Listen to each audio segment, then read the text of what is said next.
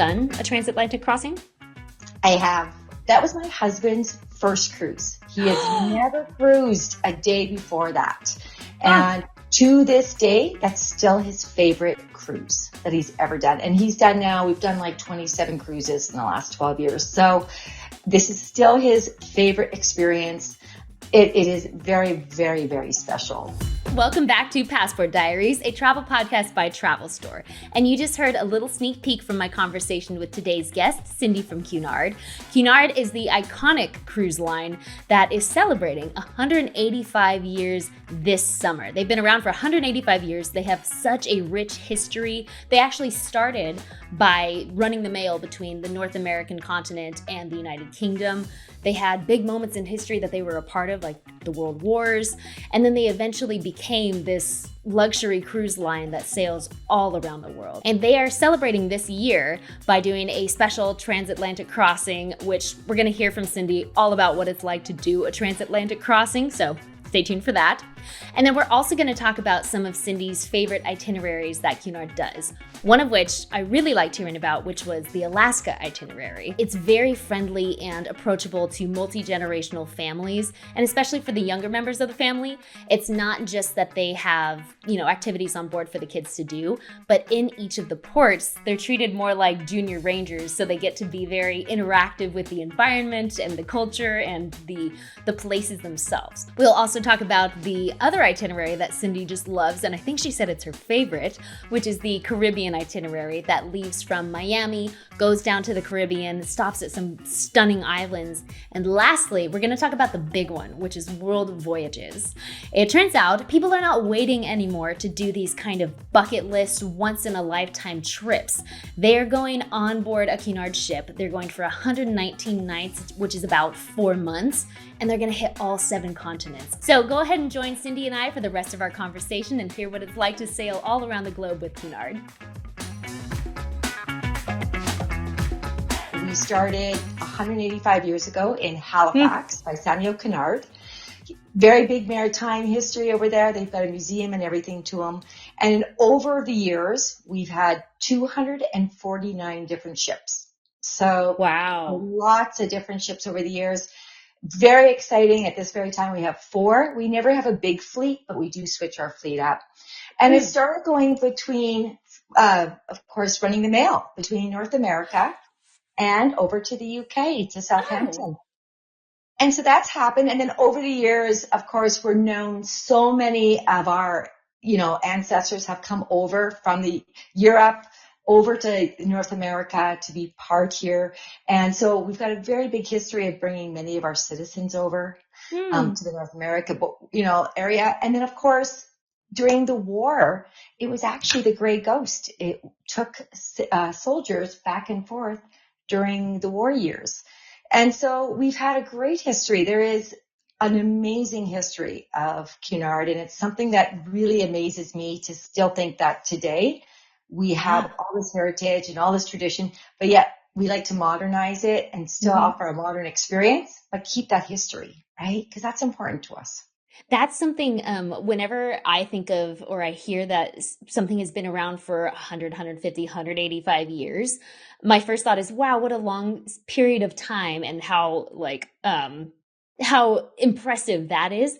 But time is attached to all of these, as you said, like parts of history, very key moments of history. So it's not that this ship was floating by on the sidelines. It was in the mix. Yep, it really, really was. And it's so interesting to me. I'll be at a consumer event and I'll have a lot of people come up to me and they'll be like, my great grandmother came over on a Cunard ship, and they'll show me stuff. And it's just amazing to see the pictures or the old tickets that they had.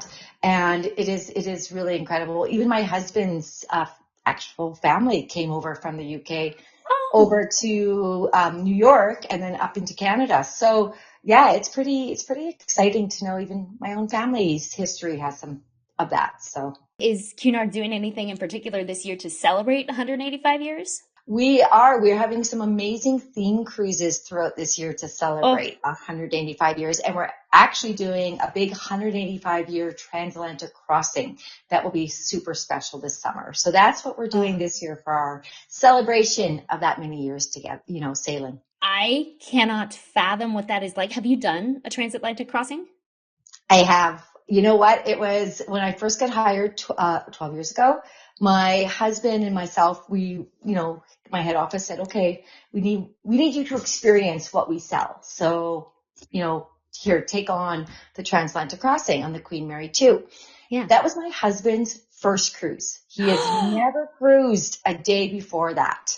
Oh, And to this day, that's still his favorite cruise that he's ever done. And we've done like 27 cruises in the last 12 years. So this is still his favorite experience. It is very, very, very special. even over 20 or so cruises that he's taken, that's still his favorite experience. Still his favorite. Oh, It is so special. And we had one of the roughest sailings that the captain had seen in many years. But nothing stopped. We were still dancing. We were still going to the spa. We were still doing fencing lessons. We were still watching Broadway shows. mm-hmm. Like nothing stopped. It was amazing and incredible experience. So yeah, one of my favorites. What do you do on a transatlantic crossing? Because there's a lot of sea days. It is there's plenty to do on board, but what do people do? So we do have a list of 101 things to do on a transatlantic crossing. Oh, And it's a fun list to try to see how many you can get done. My husband and I only got 49 done. So we still got to go back and do more. Yeah, we didn't get everything done. Really, you can be as busy or as relaxed as you want. It really is up to you. So you can do things such as, well, we got, of course, the spa. So we have amazing spa with hydrotherapy pools and, of course, saunas and things. Or we have a 2-story library that has over 10,000 books. Do some reading and watch the world sail by. We have on the Queen Mary 2, we do have a 3D illuminations theater where we play 4 shows a week. And that's a very special experience. We're the only one at sea that has that. We do fencing lessons, painting classes, dancing lessons. We do afternoon teas. We have inside guest speakers come on board. So we often have guest speakers come on from different areas of life. So sometimes they're actors or actresses.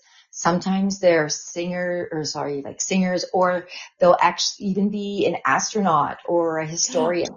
And they'll come and they'll share their stories with you.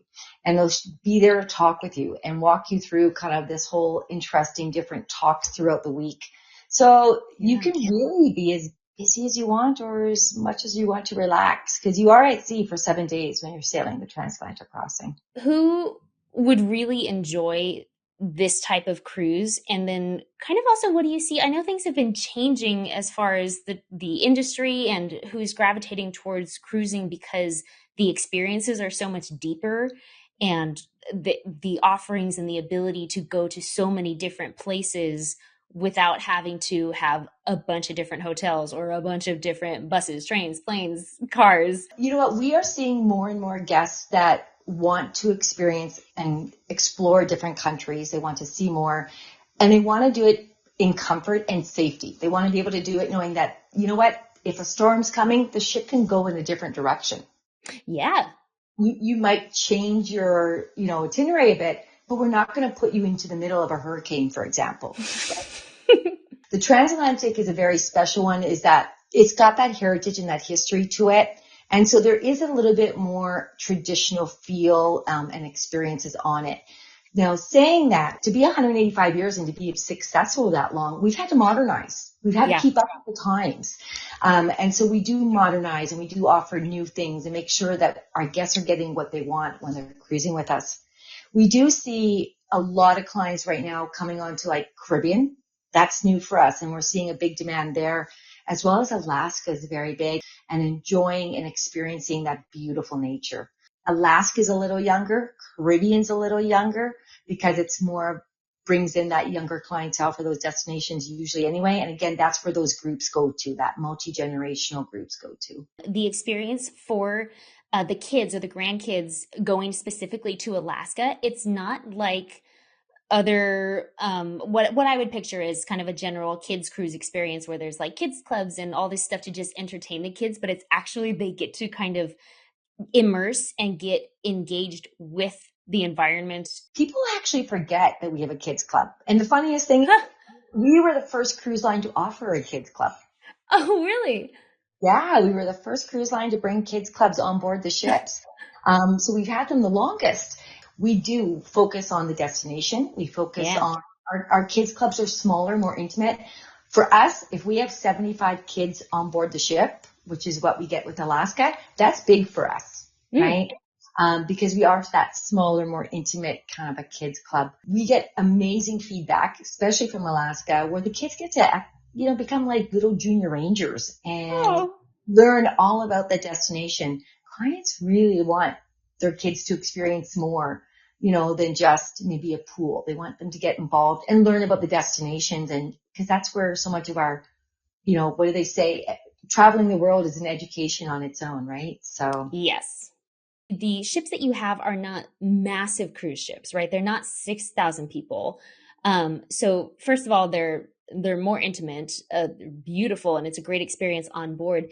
But when you arrive at ports, or if you know that it's going to be impacted by those very large cruise ships, that's not what you want your travelers to experience, which would be an overrun, over-touristed day if it's the only day that they're going to be in that port. So that's something that I thought was really great of Cunard, was taking that extra step to care about the ports and the communities and the experience of your travelers who might not get to go back to these places. It's very, very true. We're considered, it's funny, because we're considered a mid-sized ship. We're, like you said, we're not the big ones. We're considered the larger of the luxury ships, though, because a lot of luxury ships are very, very tiny. And we are actually that mid-size, where we range from 2,000 guests to our biggest one being 3,000 guests. And so, for example, our Queen Elizabeth and our Queen Victoria, they're both 2,000 guests. And Queen Victoria is up over in Europe and does her European. Queen Elizabeth, for the first time ever, is going to be our North America-based ship. And she's that perfect size, like 2,000 guests. I always like to say she's small enough to get into the port, get off easily, and enjoy the destinations without overtaking the destination. But she's big enough where she has entertainment and activities late into the evening, and you'll find always something to do all the time. We really do focus on, you'll see like our itineraries are very special and very different. We don't have a set repeat itinerary. And the reason why is even our Alaskas, where you'll see us go 7, 10, 11 nights. If you look at our one 11-night cruise to our another 11-night cruise to Alaska, a couple weeks later, they're different. And the reason why is for that very reason. We'll change our itineraries around to make sure that we don't go into Ketchikan or Skagway or one of the Caribbean islands when there's 5 or 6 big ships there and they take over the area. So you want to be able to get into port, let your clients off, and enjoy without that, without those crowds. That's when they get the most of that destination. So we do our best to try to make it work that way for them. The Queen Elizabeth, for the very first time, we've never had a ship North America based. So this is our first time where she's going to be sailing from the West Coast and the East Coast all season long. And so starting here in May, she's going to do, the end of May here, she's going to do 7, 10, and 11 nights Alaska round trip out of Seattle. Oh. And then, and so she's going to do that until about end of September. And then the end of September, she's going to do, we have a 21-day or a 19-day Panama Canal, where it's going to go 21 days from Seattle through to Miami, or 19 days from San Francisco around through to Miami. Once she gets parked in Miami, Queen Elizabeth will be parked in Miami from October all the way through until April of 2026. For first time ever that we're going to be based out of Miami. We've never had a ship based out of Miami. We're going to hit some amazing Caribbean islands.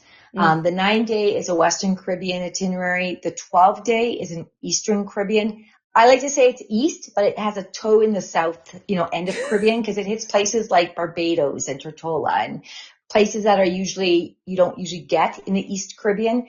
So the itinerary, that's my favorite. I've already got myself booked for next January. So yeah, it is. It's my favorite. I love that itinerary. So I'm super excited. And yeah, that's going to be an exciting time for us, because then in April of 2026, Queen Elizabeth goes back through the Panama Canal, back to Seattle, and then we'll be doing Alaska all summer of 2026 again. What does it feel like going through the Panama Canal? You know what? I wish I could tell you I have not done that. That is on my bucket list. And it just, unfortunately, the only reason I haven't done it is because it's 21 days kind of a thing, and vacation time and with kids and everything. I haven't had the experience. What I can tell you is that everybody who has done it has told me that going through the historic locks is very, very special. Yeah. Because it's amazing to think that those locks were built by hand, like dug out by hand, and to watch them work and to know, like, to go through it takes 8 hours on average. Just to know that like 8 hours to go through this, and imagine building that by hand and watching what they call the mules. The mules are what makes the locks go up and down. It's kind of a wooden, well, now it's probably metal, but at the time it was wooden engineering things that they had so that the locks would go up and down. It's called the mule. But to watch that would be just stunning. So and everybody sits on their balconies and everybody orders room service so they don't miss any of it. Oh, what a thing to experience. Panama City is high on my list of places to go, but to be able to experience not just going on land and seeing the Panama Canal, but to be in a ship making the crossing, and especially on one of these queens. Yeah. Well, the Queen, she's the perfect size to go through the locks, right? The old locks, whereas a lot of the new ships have to go through the new locks. And I'm sure it's beautiful and just as amazing, but you're not getting that feel of that history of going, oh wow, this was done back then. It's making that perfect world of history and elegance and our legend and our tradition, with modernizing it with what everybody wants today, and it's kind of like it's a combining of it all. So it's pretty special. They do it very, very well. I'm very proud of my company and like how well they bring all of this together. And our feedback is we get rave reviews. So very proud of them. One of the things that's kind of iconic with Cunard is gala nights. And that just luscious, the ability to have those really special nights, because when do you get enough opportunities to dress to the nines? Our gala nights are very, very special to us. We love to celebrate. For us, we want to have New Year's Eve throughout the year, right? Like, you know what I feel? I don't feel like we celebrate enough. We don't celebrate enough. Just even it being a Thursday like it is today. You know what? The grass is green and it's a Thursday and I'm walking. I think we should celebrate. And so for us, it is a celebration. We do have you can wear your tuxedos and your ball gowns, and we definitely have clients that do. There are some that go right to the max with it. Really up to them. We do have it though now, so we don't need the tuxedo and the gown. We have said, a nice dress, for gentlemen, a nice suit and tie, and for ladies, a nice cocktail dress or business or like a suit, kind of a dress suit is perfect. So we have said, that kind of next level is perfect for it. And you know what? We do see now the odd clientele that just, they don't want to. Maybe it's a long day at a shore excursion, or, something that they're exhausted and they want a casual evening. So we've actually made it so now we have casual opportunity for our guests as well. So they can enjoy, like the Golden Lions pub has dining, that's casual. The Corinthia Lounge has tapas, that's casual. We have the buffet, that's casual. So there's some kind of casual experience as well if guests wish to on those nights. I will say about 85% of our guests do go for the gala night. They do want to make it special. They love the Broadway show. They love the dancing and the orchestra afterwards. They love the feel to it. It really is my husband and I were saying about when we were doing the crossing, it's like 6 o'clock. So about 5 o'clock, everybody goes into their room. Like you can walk down the halls of the ship at 5 p.m. and there's nobody around. Like they all disappear. And at 6 o'clock, it's like this little magic bell rings. There isn't one, but it's like there is. And around 6 o'clock, everybody comes out and they're dressed up and we've got music playing and there's, champagne flowing. Everybody's just enjoying it, right? And it's a very special experience. Definitely one. And again, if you don't want to do it, you don't have to. And you're not going to be made to feel bad. Trust me, no one's even, you do you. We always say we want our guests to bring their authentic selves on our ships and experience it. And I know my authentic self likes to dress up sometimes and have a little bit of champagne and celebrate just being on board the beautiful ships. I can't imagine there are too many people who wouldn't jump at the chance to just kind of engage with the beauty and the style and the design and just that wonderfulness of the ship. I'd want to walk around in my floor length gown because I don't have that many opportunities. So I can imagine at least my cohort of travelers would not miss a single gala night. Well, and I'll tell you, my daughters are in their 20s and they don't want to miss that Instagram moment. Yeah. Let me tell you, they love to dress up and they love going and doing those Instagram moments on the ship in their beautiful dresses and just sharing those moments. So it's all ages do like to dress up. I think we get that because we spend so much time at home now in our for work, right? And you're in your sweats or your jeans and your t-shirts. And sometimes it's just nice to get out of those sweatpants and put on something a little nicer. So yeah. So let's talk food. I guess do we pick a ship? Are they all different? What are the restaurants? And then do they tie into the different locations that we're cruising to? So our ships have kind of the basis of all restaurants. So for example, Queen Elizabeth, Queen Victoria, Queen Mary, they have similar restaurants. So like, for example, if our steakhouse, there's a steakhouse on each one of them, right? Queen Anne, our newest ship, she's a little different. She's actually got 6 restaurants and some of her restaurants are brand new to the Cunard family. So more restaurants to choose from and experience. Now what I will say is for the main dining rooms, our buffets, and even some of the specialty dining restaurants, we do focus on the destinations we're going to. We focus on local ingredients. We want to make sure that we bring the flair of those destinations on board for our guests to experience their cuisine. So for example, while you're sailing, and I'm just going to say Alaska, for example, because it's an easier one, in Ketchikan, we bring the catch of the day on in Ketchikan for guests to enjoy. Or we bring on the Alaska Brewing Company brings on some craft beer for our guests to enjoy some of the local beer. So we do make sure to bring that flair on board so that guests can enjoy and experience that local cuisine. Caribbean will be the same. When you're over in Europe, definitely the same as well, or in Asia. We try to bring some of that flair and make sure that our guests get to have that choice if they wish. Do you have a favorite restaurant? Oh, goodness. I know I'm not choosing a favorite child. You know what? It really is. It really, really is. I love all of our restaurants. Like the steakhouse is just incredible.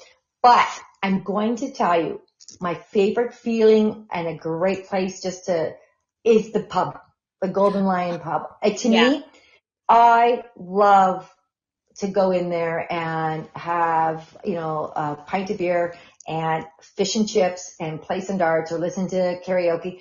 To me, that's it's a lot of fun, and our fish and chips are really good. To me, the pub's special. It's just got a special feel to it and a great experience to it. Oh, one thing we have pop-up restaurants. Those are kind of cool and fun. Every night's a different theme. So one night's Caribbean, one night's Mexican, one night is Asian, Indian, and they're small, they're intimate, but they are so good. And yeah, I would recommend checking out the pop-up restaurants as well. Next big ticket item is something that I did not know was something that people did, which is World Voyages, and just taking 119 nights to go to something like, correct me if I'm wrong, 40 different countries. And it's All How seven many? continents. All 7 continents. So many questions for this. Who is going on this cruise? What is it like? What do I expect? Because I do think that has become my bucket list number one. You know what? It's definitely on my bucket list. I actually tell my children all the time that once I retire, that I'm using their inheritance to go, and Dad and I are going to go and do the world cruise. So that's already, it's already, kind of on our bucket list to do for sure. Mm-hmm. Clients, actually it's interesting because there's really all ages. There's definitely a little bit older clientele because not many people can do 119 days. Yeah. Experiencing all 7 continents in the safety of the ship is huge. Yeah. It is huge.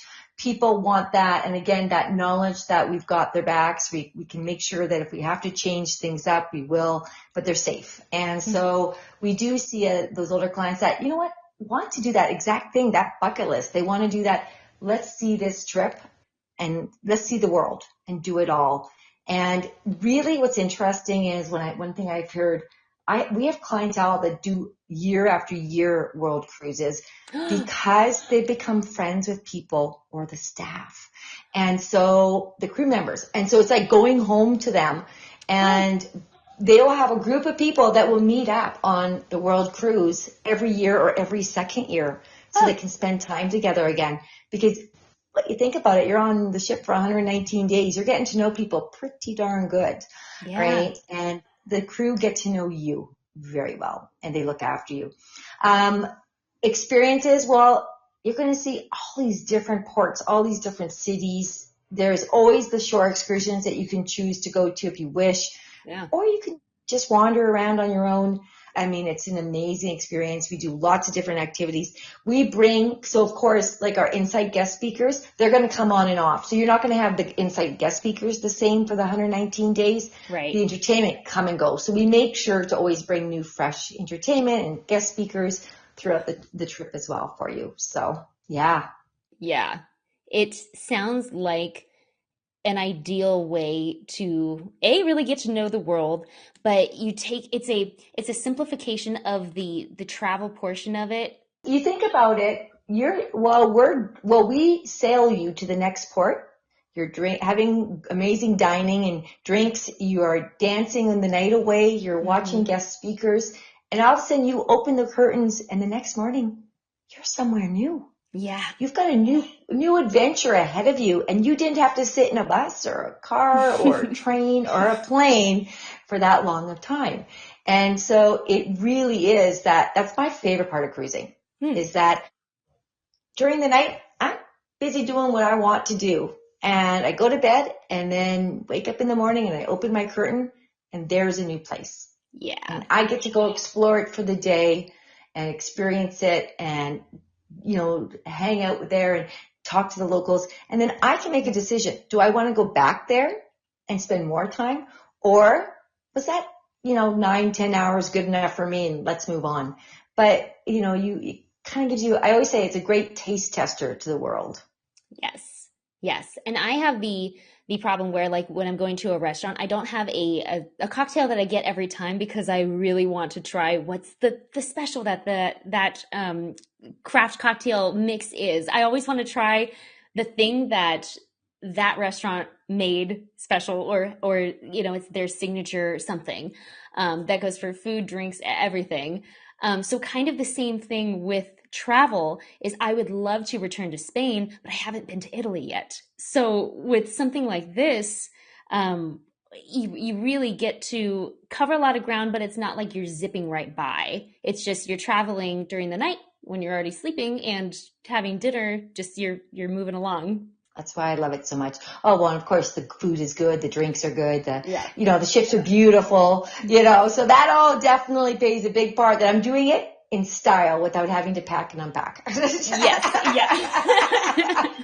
Something that I love to ask is, do you have a favorite little nook on one of the ships or a favorite little detail? Not like one of the theaters or one of the restaurants, but just something that's like in the details that you really love.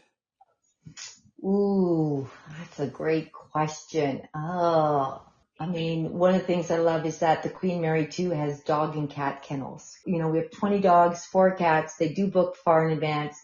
But, you know, for someone who wants to travel with their pet, that's a pretty cool little area to hang out for them because they get to go up there and there's, you know, there's an area to walk them and hang out with them in a private deck. You know what? I love the top of the ship on the Commodore Club because it's the front of the ship and it's stunning. And you see the world kind of like you're just going through the waves, right? And you can see the ship kind of going through. And there's a peace about it. There's just a peaceful feel to it. It's, you know, a little bit of a quieter place. Sometimes they'll have a little bit of music happening there during the day. In the evening, they'll definitely have music happening. But it's such a cozy little area just to have a, you know, cocktail. And talking about cocktails, actually, when you were talking about you love to try the different ones. Mm-hmm. So Cunard has their own gins that are especially made for us. We have our own beer that is specially made for us. We have our own wines that are specially made for us. And then on top of it, something I absolutely love is one of our lounges has what they call, it's like the horoscopes. And so they have a drink based on your horoscope. Oh, I bet that is extremely popular right now and for the past 10 years. It's pretty fun to try. I'm not going to lie. So yeah, so it's pretty cool. What happens when you try one that's not yours? A little Freaky Friday moment? Nothing. You can be whatever month you want to be. It's all good. Yeah. My husband and I, we both have birthdays on the same month. So we started drinking, we started going, okay, well, this one's our daughter's month. This one's our other daughter's month. Yes, in their honor. Yeah, so we could try all of them. So yeah, that was what we tried. But yeah, so it just made me think of that while we were talking. You mentioned the beverages. I had to share that, yes, we have our own gins and beers and wines that are created and that our mixologists are stunning and amazing with their craft. So. Oh, one last bit. Didn't the Queen Anne win an award for the best? She just did. Yeah. Best new cruise line in 2024. She did just win an award. Just a little. Thank you very much. Feather in her cap. She is stunning. She is really, really beautiful. Definitely more modern and contemporary feel. 3,000 guests. But yeah, she won an award. Best new cruise ship in 2024. We're pretty proud of that. So. Yeah, as you should be. Well, thank you so much, Cindy, for coming on here and sharing more about Cunard and what I can expect when I go on one of these cruises. Well, thank you for having me. I really appreciated chatting with you today, and you gotta get on and try a Cunard. I can't wait to talk next time after you've done it, and we'll be able to share your stories. Yes, we'll come back on after I go on the one to Alaska and you go on the one to the Caribbean. Exactly. We'll come back and we'll talk and we'll compare notes. Thank you so much, Jackie. I've been great talking with you, and thank you to everybody. We hope you enjoyed our conversation with Cindy from Cunard. We really appreciate her coming on and sharing her favorite stories and especially her favorite little details about the itineraries and even the ships themselves. If you want to keep adding new stamps to your podcast passport, be sure to follow us, subscribe wherever you get your podcasts. Until next time, safe travels from all of us here at Travel Store.